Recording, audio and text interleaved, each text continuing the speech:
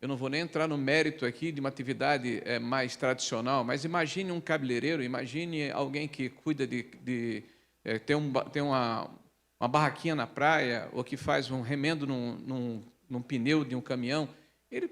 Se ele fosse microempresário, se ele tivesse atividade normal, ele pagaria 5 ou 6 vezes menos imposto do que vai pagar. Por quê?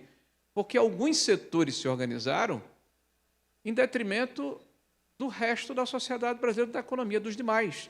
E aí você tem setores que têm uma situação muito boa e uma boa parte da população que vai ter uma situação muito ruim. Dois sistemas que vão conviver durante 10 anos, vai ser o paraíso para advogados tributaristas, que vão enriquecer cada vez mais. Nós temos hoje uma Receita Federal que tem um poder normativo, e é evidente que isso faz mal à sociedade. Nós estamos falando de 240 mil instruções normativas ou portarias que remanescem. O fiscal, quando precisa cumprir a sua meta para conseguir o seu prêmio, saca qualquer uma dessas 240 mil instruções normativas que nós não temos a obrigação de conhecer, porque é humanamente impossível. E ele consegue o seu intento e deixa para trás um cemitério, literalmente um cemitério, de questões judiciais e tributárias que, ao fim e ao cabo, se transformam em precatórios. E esses precatórios oneram a discricionalidade do orçamento público, que, por sua vez, cria um ciclo vicioso que impacta o conjunto da sociedade. Nós vivemos hoje com um imposto absolutamente abusivo, porque o governo não faz o seu dever de casa. Então, o que é que nós vamos fazer no primeiro dia de governo? Nós vamos nos debruçar sobre a reforma, não é para paralisar a reforma, nem acabar a reforma é necessário, mas para corrigir as suas distorções.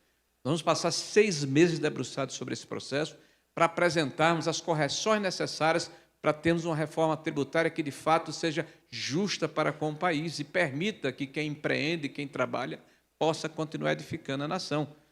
Nós não podemos conviver com um governo ou com uma visão de governo que acredita que a dívida pública e o crescimento dela são condições sine qua non do crescimento do país. É evidente que isso não dá certo.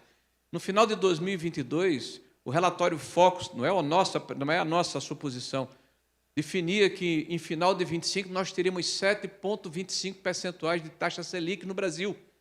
Terminamos 25 com 15, estamos com 14 agora. Mas é muito fácil nós imaginarmos o que aconteceu, aliás, constatarmos o que aconteceu. Um governo que é irresponsável do ponto de vista fiscal, em função de projetos populistas que criam uma falsa sensação de minimamente uma estabilidade na economia, mas que legam à sociedade brasileira uma herança maldita. 14 pontos percentuais de taxa Selic significa que a liquidez que sobra no mercado é disputada na tapa entre o público e o privado. Ora, emprestar o público com a garantia de receber 14%, com 5% de inflação, ou arriscar emprestar ao privado, que pode ser que não pague em função da sua falta de competitividade pela alta condição do juro que lhe é ofertado. É evidente que, para o privado, vai ser 30%, 40%. Então, nós estamos criando as condições da falta de sustentabilidade do crescimento do país pela irresponsabilidade fiscal. E é a primeira coisa que nós vamos fazer um orçamento em que as despesas caibam dentro das receitas. Olha que coisa absolutamente óbvia, mas é o que não aconteceu nos últimos 4 anos. Em 2022, na transição, o governo nos legou um orçamento com quase 200 bilhões de reais a mais de despesas sem a receita que pudesse suportar essa situação. O que é que aconteceu ao longo desses 3 anos e meio?